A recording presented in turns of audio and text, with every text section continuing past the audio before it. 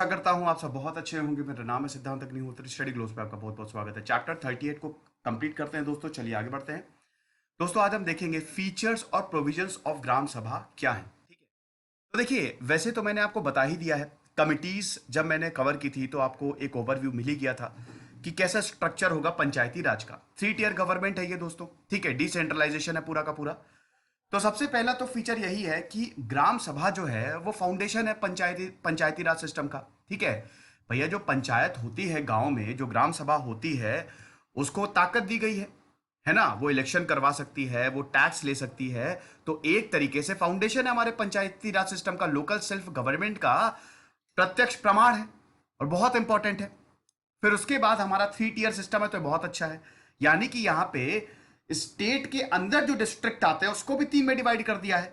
सबसे ऊपर यहाँ पे हमारा डिस्ट्रिक्ट आएगा, फिर ब्लॉक्स आएंगे और फिर आएंगे आपके गांव। तो एक तरीके से 3 लेवल है, 3 टियर सिस्टम है। यानी कि बड़ा माइक्रो एनालिसिस है, कुछ भी छूटेगा ही नहीं। अगर ये प्रॉपर इंप्लीमेंटेशन हो जाता है तो हमारे गांव डेवलप हो जाएंगे, है ना। क्योंकि यहाँ पे 3 चेक्स हैं। सबसे नीचे गांव पे ग्राम सभा आपकी काम कर रही है, फिर आपका जिला परिषद काम कर रहा है, फिर इधर पंचायत समिति काम कर रही है। समझ रहे हैं। तो यहां पे डिस्ट्रिक्ट लेवल पे आपकी समिति है, इमीडिएट लेवल पे समिति है, और बाकी पंचायत तो है ही विलेज में। समझ रहे हैं। उसके बाद जो मेंबर्स होते हैं और चेयरपर्सन होते हैं वो directly elected by the people. लोग उनको वोट करते हैं। ठीक है, जो पंचायत के चुनाव हुए हैं होते हैं उनमें लोग वोट करते हैं।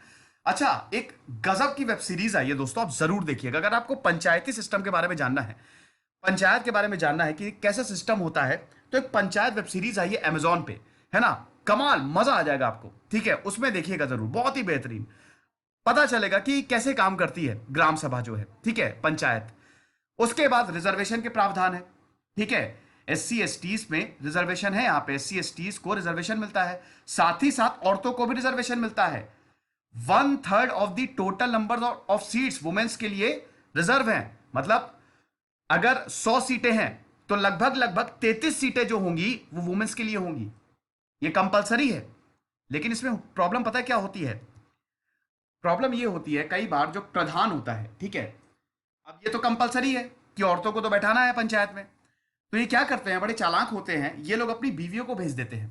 ठीक है, औरतें, सीट्स औरतों के लिए रिजर्व हो गई, ये जीत के आ गई। औरतें क्या करती हैं, जब जीत गई तो औरतें काम नहीं करती हैं, काम इनके पति ही करेंगे। आप समझे कि नहीं। मतलब जब भी चुनाव होता है 1/3 ऑफ सीट जो है वो वुमेन्स के लिए रिजर्व होती है।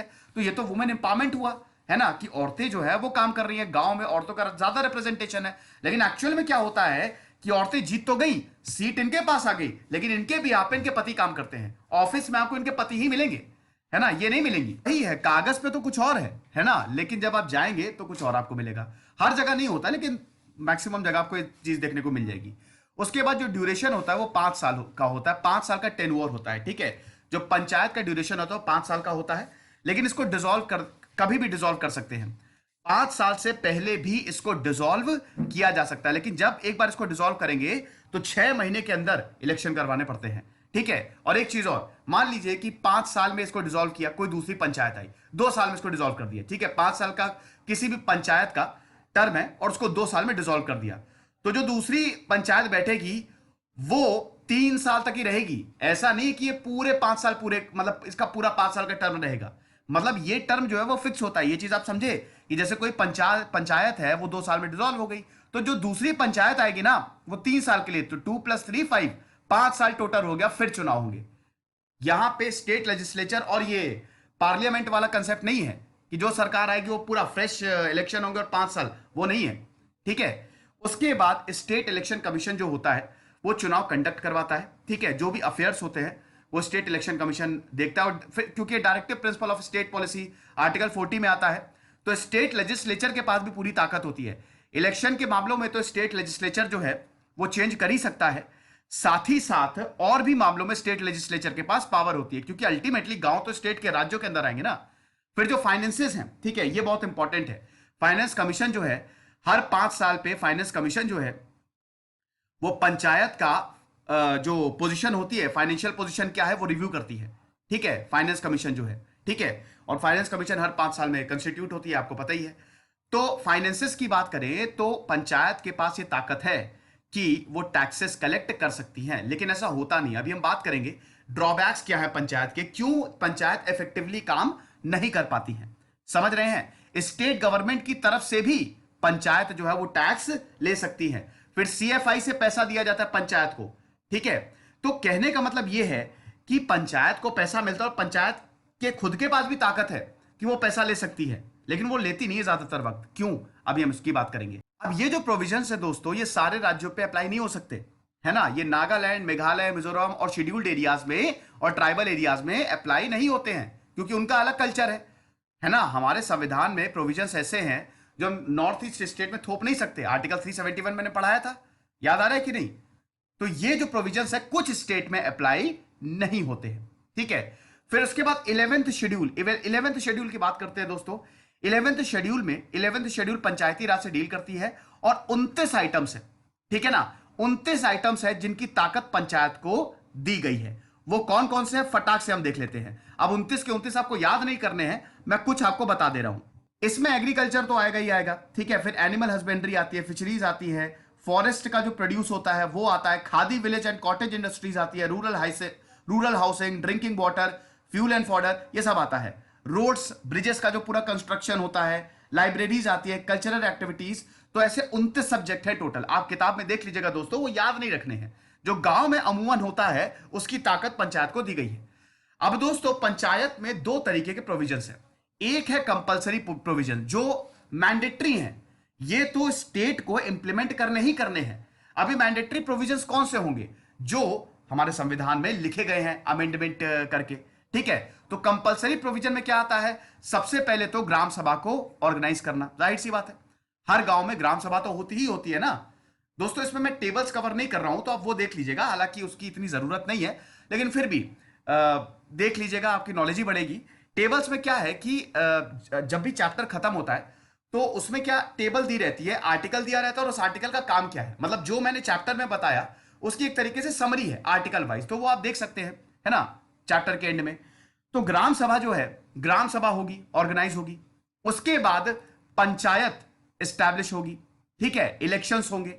21 साल मिनिमम एज होती है, अगर आपको पंचायत के लिए खड़ा होना है तो 21 साल होती है।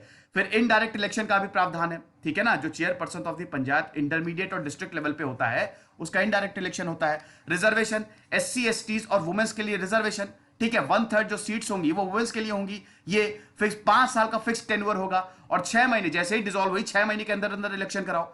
ठीक है, state election commission for conducting election of panchayat, फिर स्टेट फाइनेंस कमीशन। तो ये सब कंपलसरी प्रोविजंस है, ये सब तो होगा ही ना। आप किसी भी राज्य में जाएंगे ये आपको मिलेगा ही मिलेगा, ये 10 पॉइंट आपको मिलेंगे क्योंकि कंपलसरी है, ये करना ही है स्टेट को। ठीक है, वॉलेंट्री क्या क्या है, यहीं पे सब खेल हो जाता है।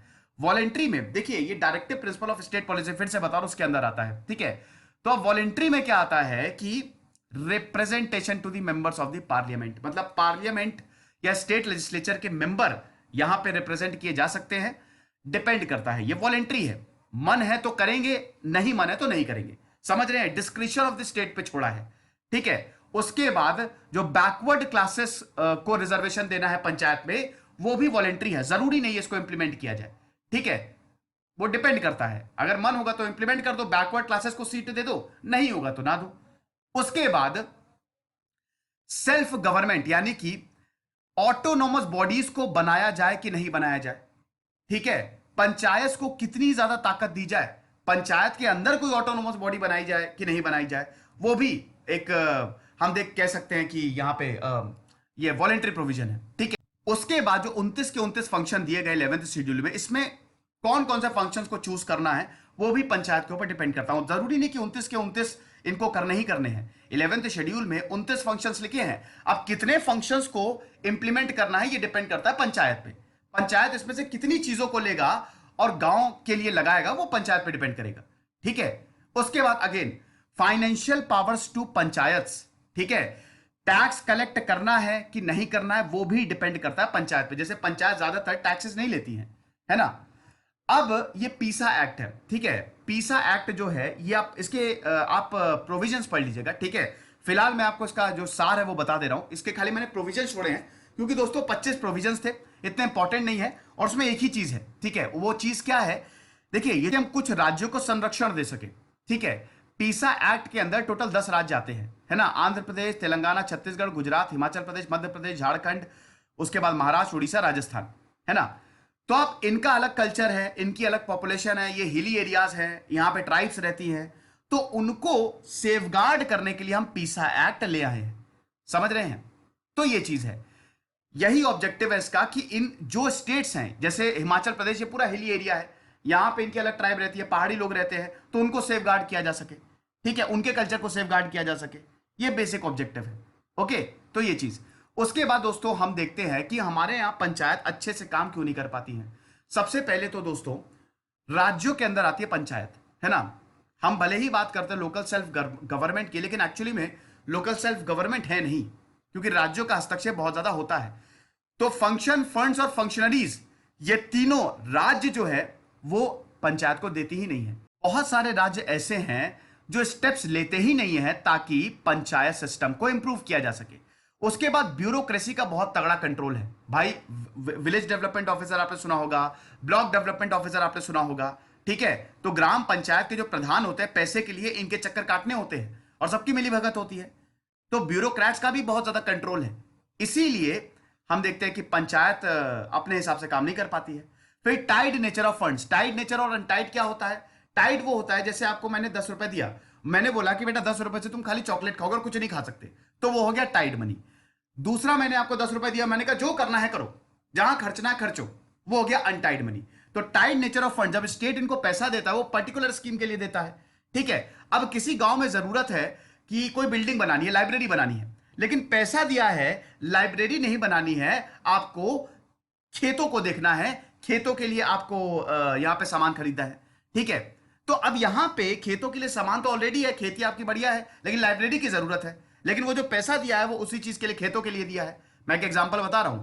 तो ये टाइट नेचर ऑफ फंड्स हो गया, ये भी बहुत बड़ी प्रॉब्लम है ना। उसके बाद दोस्तों सरकार की फंडिंग पे डिपेंड रहता है पूरा, सरकार कितना पैसा देगा। इनके पास टैक्सेस कलेक्ट करने की पावर है, लेकिन टैक्सेस कलेक्ट करते नहीं है। अब ग्राम पंचायत का ये बोलना है कि हम कैसे टैक्सेस कलेक्ट करें। गांव में दोस्तों, गांव में जो जीवन होता है बहुत अलग होता है ना। वहां पे जो लोग होते हैं ना, वहां पे ज्यादा एक तो लोग होते नहीं, ठीक है, 1000, 1500, 2000, 3000, ज्यादा लोग नहीं होते, ठीक है। तो अब गांव में हर एक जो फैमिली वो एक दूसरे को जानती है, मतलब एक तरीके से गांव पूरा परिवार है, वहां पे हर एक इंसान एक दूसरे को जानता है। तो अब जो यहां पे जो प्रधान है वो उनसे टैक्स थोड़ी ना लेगा, उन्हीं की कम्युनिटी के लोग हैं, गांव एक परिवार की तरह है, तो किस मुंह से मांगेगा कि टैक्स दे दो। और वैसे, और उस समय में जब लोगों के पास इतने पैसे नहीं है, गांव में बहुत लोगों के पास पैसे तो होते नहीं है, तो इसीलिए यहां पे कहना है कि हमारे पास ताकत है टैक्स कलेक्ट करने की, लेकिन गांव में टैक्स मांगना, पैसे मांगना, ये बड़ी टेढ़ी खीर है, कोई देता नहीं है। कई बार झगड़े भी हो जाते हैं और कई बार सरपंच पिट भी जाते हैं जो यहां पे प्रधान होते हैं, ठीक है। तो ये चीज है स्टेटस ऑफ द ग्राम सभा। देखिए यहां पे स्टेटस तो ग्राम सभा का लिखा तो बहुत कुछ है, लेकिन प्रैक्टिकल इंप्लीमेंटेशन ज्यादा है नहीं, है ना। प्रोसीजर्स यहां पे लिखे हुए हैं कैसे क्या करना है, लेकिन जब आप जमीनी हकीकत देखेंगे तो कुछ और है। वैसे स्टेटस ऑफ ग्राम सभा, अगर स्टेटस की बात करें तो इंपॉर्टेंट तो है ही है, ठीक है, राज्यों को यहाँ पे पूरी ताकत दी है, और इधर हम देखते हैं कि मतलब ग्राम सभा को भी पूरी ताकत है। उसके बाद कई बार पैरेलल बॉडीज भी क्रिएट हो जाती है, कई बार पैरेलल बॉडीज क्रिएट हो जाती है, जिसकी वजह से ये पंचायती राज को प्रॉब्लम होती है, ठीक है, ग्राम सभा को प्रॉब्लम होगी। पैरेलल बॉडीज के अपने डिसीजन होंगे, वो कॉन्फ्लिक्ट करते हैं इधर ग्राम सभा के साथ, और कई बार जो पैरेलल बॉडीज के मेंबर्स होते हैं बहुत ज्यादा डिमोरलाइज करते हैं ग्राम सभा के मेंबर्स को, तो वो भी एक बहुत बड़ी दिक्कत है। फिर इंफ्रास्ट्रक्चर तो बहुत ही खराब है, कई जगह तो आप बिल्डिंग्स भी नहीं देखेंगे। 25% of the gram panchayat basic office building भी नहीं है, स्कूलों में चल रही है, कोई भी छोटा मोटा घर है वहां पे चल रही है, घर नहीं है तो ऐसे खुले में चल रही है ग्राम पंचायत। तो 25% of the gram panchayat basic office building नहीं है, 20% ग्राम पंचायत में कंप्यूटर नहीं है, ठीक है। तो इंफ्रास्ट्रक्चर बहुत ज्यादा पुअर है, और जहां इंफ्रास्ट्रक्चर पुअर होता है तो इंप्लीमेंटेशन और खराब हो जाता है, ठीक है। इंफ्रास्ट्रक्चर की बहुत ज्यादा जरूरत होती है। तो ये रीजंस हैं कि क्यों परफॉर्मेंस जो है वो सही नहीं है। अब इस चैप्टर के लास्ट में एक टेबल दी हुई है, वो आप देख लीजिएगा। टेबल में बताया है कि स्टेट्स के पास कितनी ग्राम सभा है, तो वो टेबल आप एक बार नजर मार लीजिएगा उस पर, ठीक है, कि कितनी ग्राम सभा स्टेट्स के पास है। आंध्र प्रदेश के पास कितनी है, उत्तर प्रदेश के पास कितनी है, मध्य प्रदेश के पास कितनी है, तो अच्छा एनालिसिस है, वो टेबल में आपको दिया है, समझ गए। तो ये चैप्टर 38 इज कंप्लीटेड। इसके बाद हम बात करेंगे म्युनिसिपल कॉर्पोरेशन की। ठीक है, खुश रहिए, पढ़ते रहिए। दिस इज सिद्धांत अग्निहोत्री साइनिंग ऑफ।